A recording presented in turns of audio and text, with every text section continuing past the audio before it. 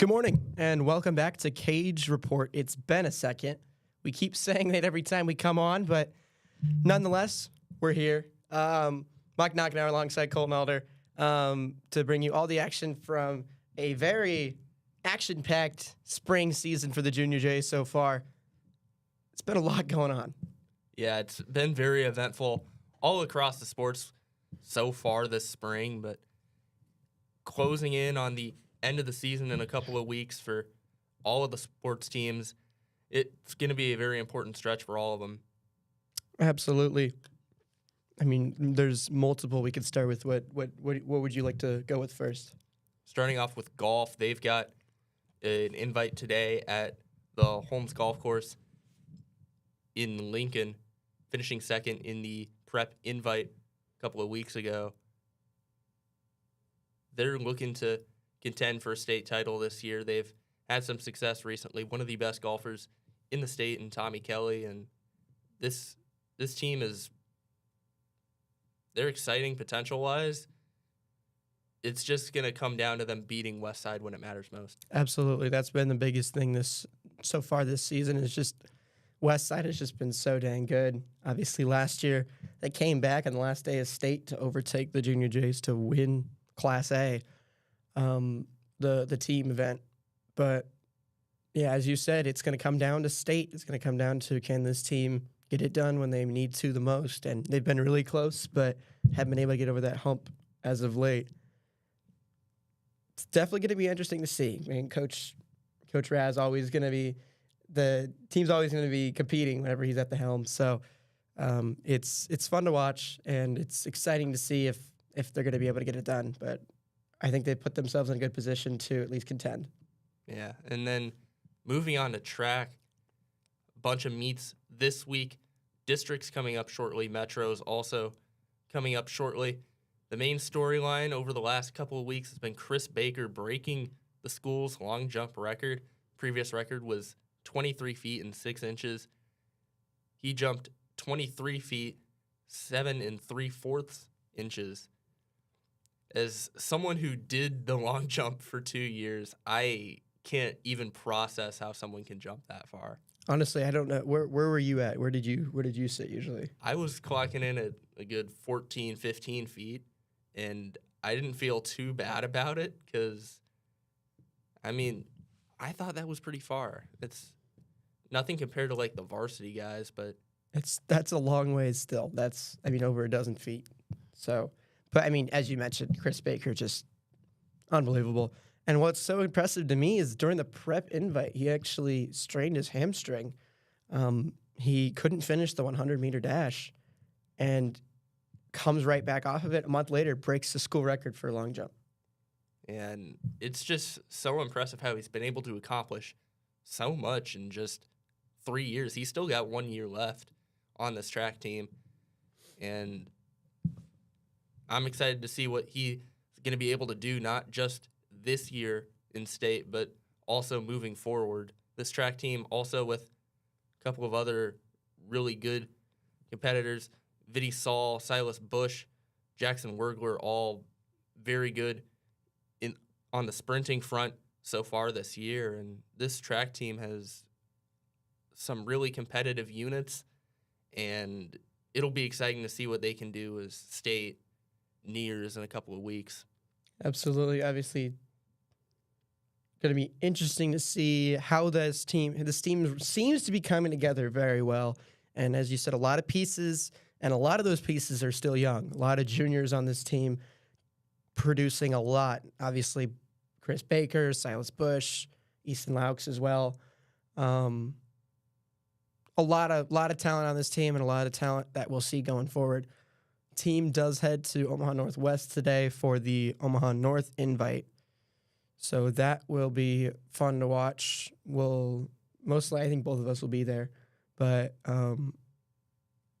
yeah, it'll be interesting to see. I'm expecting a lot of this team, and I think today is going to be a good day to really showcase what they've got so far. And as the calendar turns to May, obviously everyone's focus starts shifting to districts and state. So I'm excited to see where this team heads up. So we'll transition now to baseball, who finished off their regular season play at home last night with a 12-5 win over Lincoln Southwest, and we both were on the call for that one. This team is getting hot. It seems like at the right time. We were both talking about this last night, but a lot of these guys are starting to heat up, and a lot of this team is really starting to feel like they're starting to figure things out. Yeah, we touched on this during the broadcast a little bit. Charlie Ziola has been red hot over the last 3 weeks. Liam Smithberg in his last 5 games has 5 straight multi-hit games, 5 straight multi-RBI games. This offense has scored at least 10 runs in 4 of their last 5. And the 5th one that they didn't score 10, they put up 8 against a top 10 team in the state. Yeah, they are on a roll right now, 5-game winning streak, and heading into some really important games in May. Millard South tournament coming up shortly in districts. In a little over a week from now, they'll probably have to go on the road for those. But with the experience that this team built up last year and the streak that they're on right now, you have to be excited for what this team can do. Definitely. And as you said, Millard South Invitational this weekend, that I think is going to be super telling because there's so much talent that always shows up at that tournament. And it's going to be interesting this weekend because it's been very rainy and wet recently, and Millard South is one of the schools without a turf surface. So I think it'll be interesting to see how that affects things. Obviously last night we saw with the rain in the afternoon, and then as things dried out, surface stayed a little wet, and it seemed to cause a lot of problems for both sides, especially on the defensive side of the ball. Yeah, and the amount of errors and misplayed grounders that we saw in that game due to the turf, it was pretty shocking how much mistakes took place, and a lot of that was due to the Junior Jays having so much speed on the base paths, forcing difficult plays for Lincoln Southwest defenders and causing a lot of those errors and mistakes. But as this season goes on, it's going to be a test of, can the Junior Jays do the little things right? They did that last night, and that was a big contributor on why they built such an early lead and ended up winning that game by as convincing of a margin as they did. So that's something they're going to have to continue to do over these next couple weeks. And, I mean, you hope that this win streak and this hot streak that they've built up can continue heading into districts, because it's going to be difficult going on the road against a team that's probably going to be ranked top 10 in the state. And these are going to be some big games coming up, so they're going to need to continue this momentum as long as they can. And I like what happened last night was they went up 5-0, and then they gave up 3 runs. It was a 5-3 game. At no point did they seem like they were panicking at all. It felt like they were composed the entire way through. They came out, they punched in the mouth, they got punched back, and then they just returned the favor right away. Game got as close as 5-3, and then after that, it was Junior Jays. I think it was 9-3 at that point. Then it went 9-4, and then it ended up being 12-4, and then 12-5. But I liked the composure of the team last night, and I felt like they felt confident in their play. They felt like there was no point were they panicking. And that's definitely something that you're going to need to see, especially as the stage gets bigger and bigger with districts and state. I mean, we saw them do it last year. We saw them go on the road in districts to Papillion La Vista and crawl their way out of that district and get to state. So it's definitely something they're most likely going to have to do again this year. So team seems to be getting hot at the right time. Just are they going to be able to keep it up? That's going to be the biggest part of this. So I'm excited, and I'm confident in the team. Lastly, we will move on to soccer, which, I mean, can you say enough about this team? Like, my goodness. Start off the season 1-0 with a 4-0 win over a ranked Elkhorn South team, and then the home opener felt like a very dark day for prep soccer. Both goalies go down, drop the home opener to an, at that point, unranked Millard North team. Since then, 14 straight wins, and they ended up avenging that only loss to a Millard North team who's now second in the state. And at points, it feels almost boring to talk about this prep soccer team just because of how dominant they've been. Ever since that Millard North game, it feels like they've just kind of cruised to 14 straight wins. A lot of games that were never even close. Just the dominance of this offense. They've scored a ton of goals all year. Jordan Aguenma leading the Class A in points and goals. This defense being really solid as well.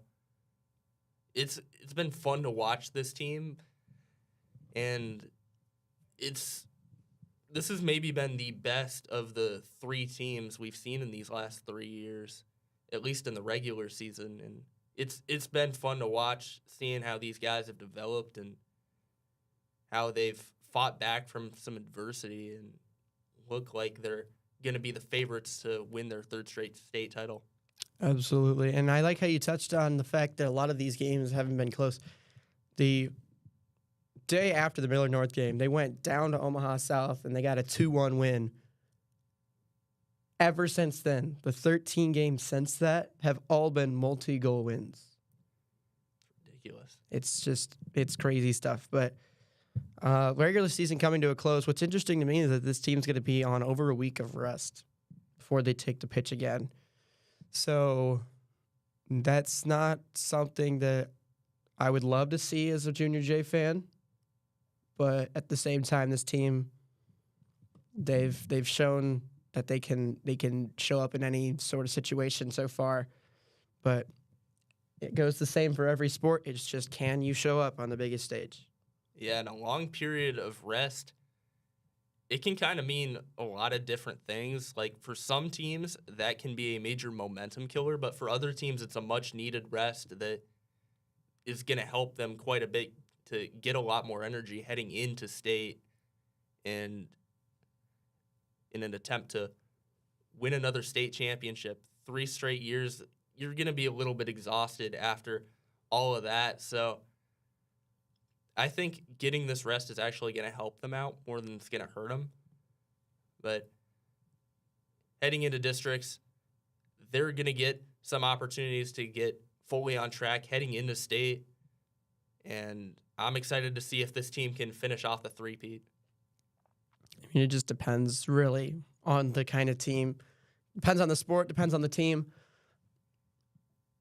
My dad and I always say, like, playing less of a sport isn't always better. Like, there's like first round buys in a lot of tournaments. It's like, that's not always a good thing, because a lot of times you get a team that gets hot, and then they come in, they're warm from whatever game they played beforehand, and you've been sitting on however much rest, and then you get outplayed because you're not as attuned to game speed. There's nothing that can